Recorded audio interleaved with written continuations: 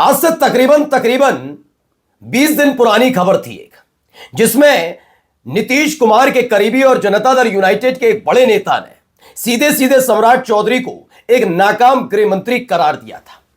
यही नहीं, खुल्लम खुल्ला इस्तीफा मांग लिया था।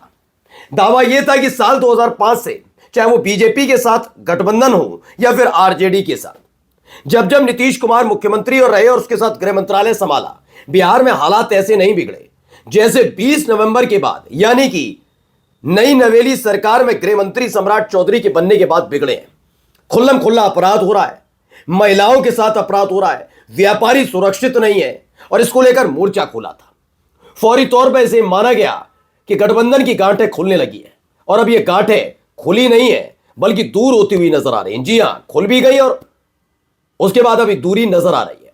तो क्या नीतीश कुमार ने अपने ही सरकार के गृह मंत्री को नाकाम घोषित कर दिया है?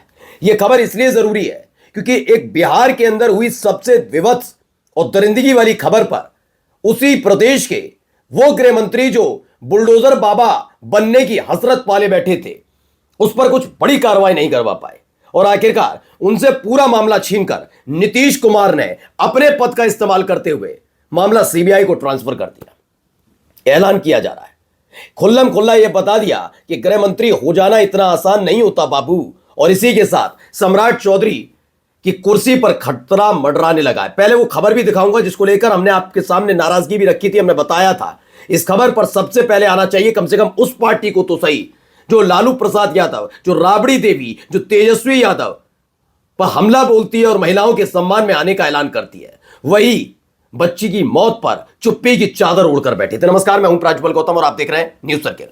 सम्राट चौधरी की कुर्सी जा सकती है, इसका ऐलान स्पष्ट नहीं हुआ लेकिन यह साबित कर दिया गया। सबसे पहले एक खबर दिखाता हूं। खबर क्या है? पटना हॉस्टल कांड, नीट छात्रा मौत के मामले में सीएम नीतीश कुमार ने की सीबीआई जांच की सिफारिश। सम्राट चौधरी ने एक्स पर पोस्ट कर दी जानकारी। दरअसल हुआ यह कि नीतीश कुमार इस पूरे मामले को लेकर बड़े नाराज नजर आ रहे थे। उनकी सरकार पहले भी बीजेपी के साथ गठबंधन में रहते हुए मुजफ्फरपुर में हुए जो महिलाओं के साथ हो रहा था, नेताओं के लिए कहा जाता था कि भेजी जाती थी बच्चियां, लड़कियां, उस पर घिरी हुई थी। वो बात अलग है कि बीजेपी का कोई नेता उस पर बात करने से गुरेज करता, उस पर बात मत करो। अब वैसा ही एक और मामला है, उससे वैसे का मतलब एक ऐसा मामला जिस पर महिलाओं की अस्मिता से जुड़ा मामला और उस पर चुप्पी की चादर। सम्राट चौधरी को बड़ा हसरत थी कि गोदी मीडिया इन दिनों छाप रहा है, उन्हें बुलडोजर बाबा बता रहा है, लेकिन वो भूल गए गृह मंत्री होना इतना आसान नहीं, वो भी ऐसे राज्य का जो उत्तर प्रदेश के बाद दूसरा सबसे बड़ा राज्य देश के अंदर माना जाता है। जी हां, मैं बिहार की बात कर रहा हूं। अब देखिए हालत क्या है, सम्राट चौधरी को यह क्यों लिखना पड़ा, इसके पीछे की कहानी बताते हैं। बिहार के माननीय मुख्यमंत्री श्री नीतीश कुमार जी ने भारत सरकार से पटना में हुए नीट छात्रा की हत्या के मामले को सीबीआई से जांच कराने का आग्रह किया। घटना का पारदर्शी और न्यायपूर्ण तरीके से उद्भेदन निश्चित किया जाए। यानी बिहार के गृह मंत्री पर और उस गृह मंत्री के अंतर्गत काम करने वाली पुलिस पर ना नीतीश कुमार को भरोसा है, ना बिहार की जनता को भरोसा है और यही वजह है कि सीबीआई को ट्रांसफर किया जा रहा है। जब एक गृह मंत्री खुद बताए कि सीबीआई को ट्रांसफर किया जा रहा है, इसका मतलब उस प्रदेश का गृह मंत्री कोई काम का नहीं है। और यह आप कहेंगे फिर सम्राट चौधरी ने क्यों किया? क्योंकि सम्राट चौधरी को एक संकेत मिल चुका है कि आपसे संभल नहीं पा रहा। इन्हीं की पार्टी के नेता यानी नीतीश की पार्टी के नेता ने भी पहले भी कहा कि सम्राट चौधरी जब से बने हैं गृह मंत्री, बिहार के अंदर अपराध बेकाबू हो गया है और उनसे कुछ संभल नहीं पा रहा। तब बड़ी दिल पर ठक लगी थी, ये कैसे कह दिया, एक दो मामलों से क्या होता है, उस टाइप चल रहा था।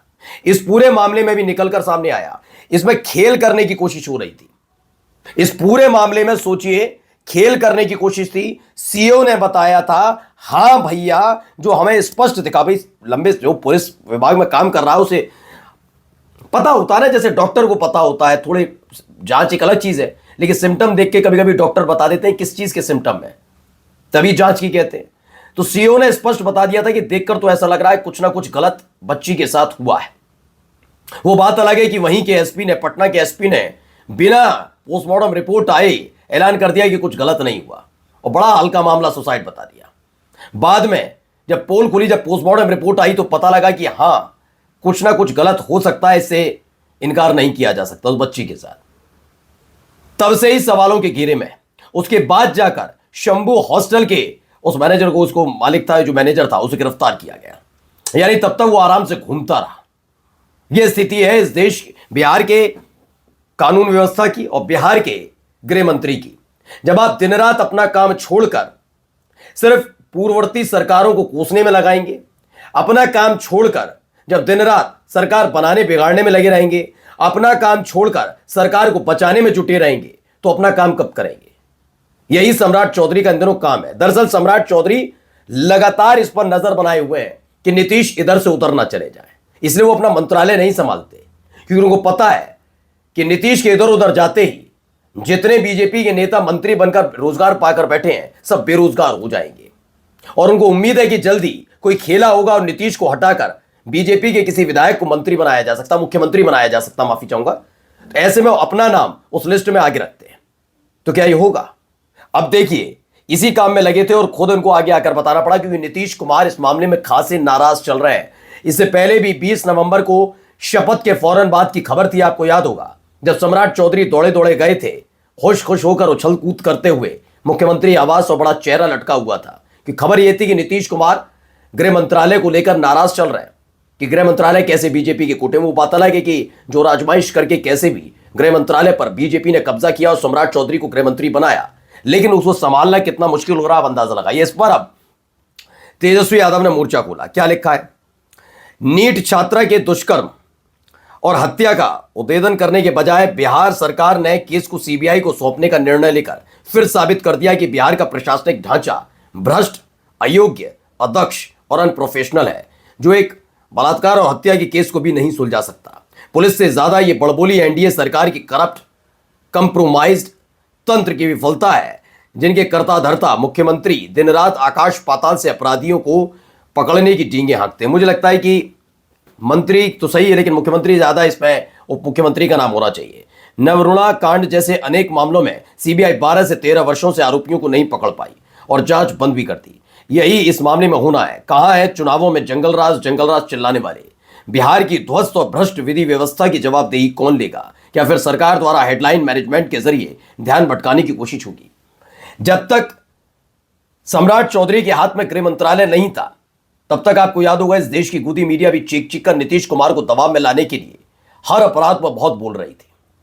भ्रष्टाचार पर बोलती है, केवल उन्हीं मंत्रालयों पर तंज कसती रही जो मंत्रालय जेडीयू के कोटे में थे, यानी जेडीयू के विधायक मंत्री थे और जो मंत्रालय वो संभाल रहे थे।